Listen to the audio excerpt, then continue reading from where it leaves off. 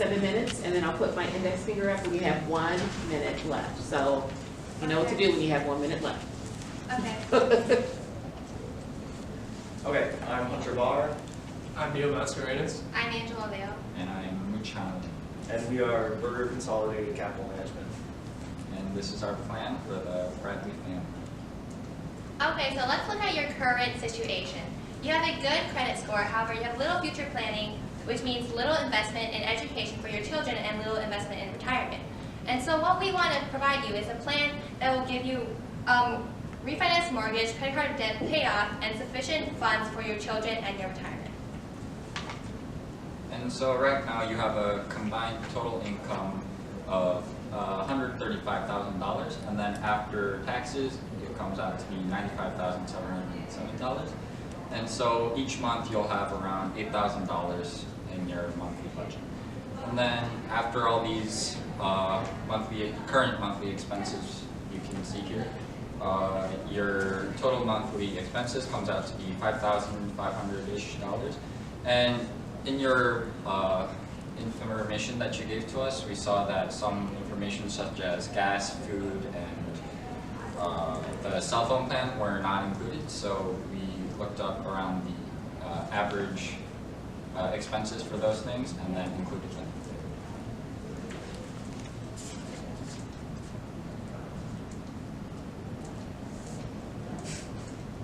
Oh, There goes. Okay. As you stated in your packet, these are your financial goals. So you would like both of your children to attend four-year university. You would like to retire no later than 58 years old, and 85% of your income should, retirement income to sustain lifestyle. You're not eligible for Medicare until 65, so you're worried about your medical expenses during 58 to 65.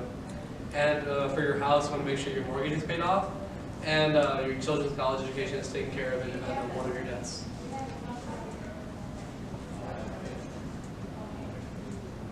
Just press it twice fast.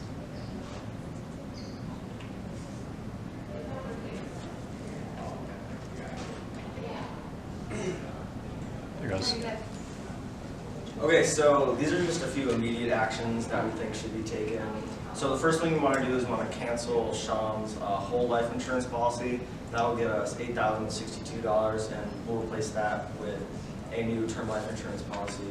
We also want to sell that rental house that Sean owns with his brother, and we think after paying off the mortgage and splitting it between you and the brother, you'll get probably about $33,000 off of that. And we also want to pay off that high interest credit card debt. Okay, and then this is just what we're going to do with the immediate cash injections. With the $3,000 bonus Heidi gets, we want to use $2,200 to pay off the Capital One debt, and $800 to start working at the Costco card. And then the tax return is going to come at the end of the month.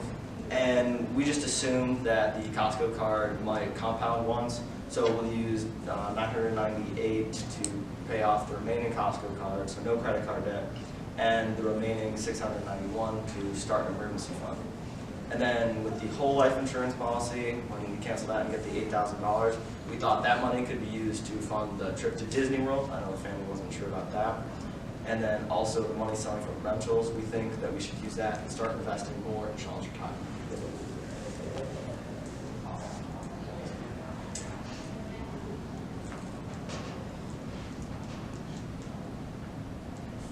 Here you go. Okay. So let's look at your first goal, funding education. So we recommend that children go into in-state college to keep the funds at a minimum. For in-state college in Michigan, the average is around $14,000. So over the course of 4 years, each child would require at least around $56,000, not including boarding costs, which is why we also recommend children to go to a college near to your home, so that you will keep the housing costs also at a minimum. With the current MESP 529 account that the grandmother has invested, each child will get around $12,600 by the time they turn 18. And we recommend that you continue investing into that account, but increase the funding with $300 monthly for Alyssa and $175 monthly for Jimmy, so that by the time they are 18, they each reach the $56,000. And this amount is assuming that the interest rate for the 529 accounts are around 8%. And we think, or we acknowledge that it might seem a little high, so you might have to pay a little more monthly to reach your goal.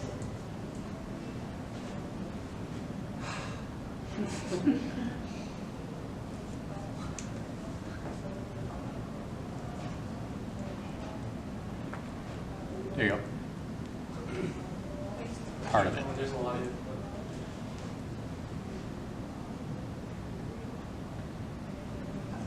Okay, so we understand that you have some concerns about a UTMA account versus a 529 account, and so we'd like to break down. So UTMA, the money's not necessarily for college, because if your kids decide not to go to college and for some vocational training like seminary or like job specific training, that you can use the UTMA for those purposes. And also they're both tax advantaged, so contributions up to $50,000 are tax exempt and are considered gifts on your tax thing.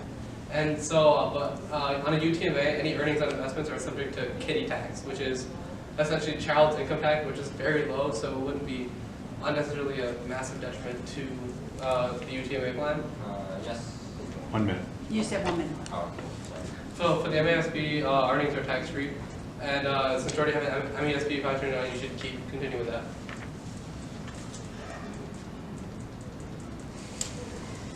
There you go. And also you have questions about the HEHB tax advantage programs. So with an HEHB, you likely get an HSA, and an HSA is also tax exempt. Contributions that are tax deductible, interest is tax free, and tax withdrawals for qualified medical expenses. All right, and so you said that you wanted around 85% of your current income during your retirement. So if you live up until about 80, you will need $2,500,000. And so since Heidi's employers match 100% up to 5% of her contribution, we suggest that you contribute the 5% of her salary to the 401k to get as much benefit as possible. And then the rest of your monthly budget should be put into Sean's account in order to also accumulate that interest. And so if we, in addition, since you're lacking a little more money in the retirement accounts, we suggest that Sean retires at the age of 60 to retire at the same time as Heidi. So when she turns 58, you guys can both retire. And so if you put the monthly payments in there consistently, you will have around $2,100,000 to spend during your retirement, which is about 86% of your goal. And we know that's not quite as much as you would like, but if possible, that would be the best scenario. Okay. Did you guys look at the life insurance and the beneficiaries? Do you have any commentary on that? Yes, that's a few slides in, but basically we said drop the whole life insurance, and then since they're both pretty young, you can get 20-year term life insurance for, I think Heidi, it was like around 36, and then for Sean it was about 45, and that was like $1.5 million coverage, and those were the monthly payments. So you can get term life insurance really cheap. That would be plenty to cover the family at a point of death. And did you have any slides after this? Yes. That was one. Go on. Mortgage refinance. Okay. Or outstanding debt? Okay, so the overview is that we want to refinance the mortgage so that after refinancement, the monthly payment will go down from $1,894 to $1,350, which will lower your monthly cost. And also, as Heidi's car will expire at around September, we want to invest in a new car, which should bring around the monthly expense down from $419 to $280 on that car as well. The life insurance will go down from 94 to 82, and it will provide coverage for both parents instead of one, which is beneficial for the family. We will be increasing the education fund, which is around $475 for 2 children per month. And we will want to also allocate $500 per month into an emergency fund for the family in case of any expenses.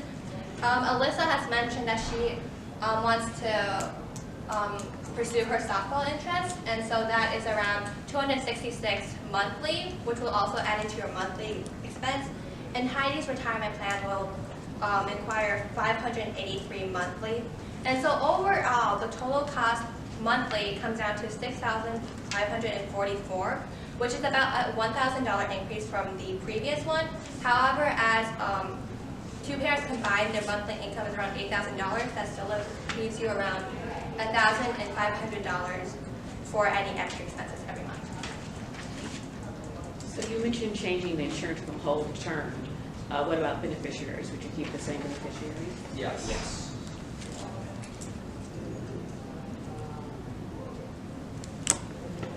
Are there any other suggestions that we missed because you guys were rushing through it?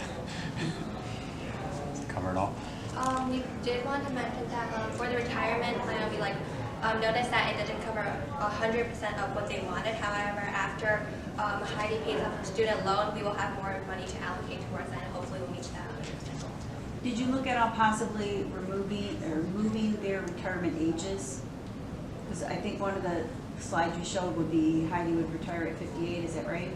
And Sean at 60. Sean at Sean 60, goes, so okay. just moving Sean, not Heidi?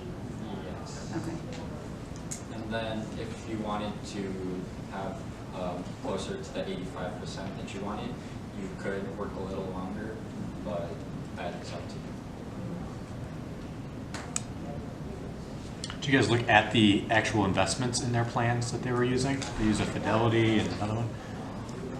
There's Fidelity, Select Energy Portfolio, and Fidelity. Yeah, I saw the. I looked at Fidelity and it went down like a couple months ago, I think. Okay. But it's been going back up, so. Okay. It should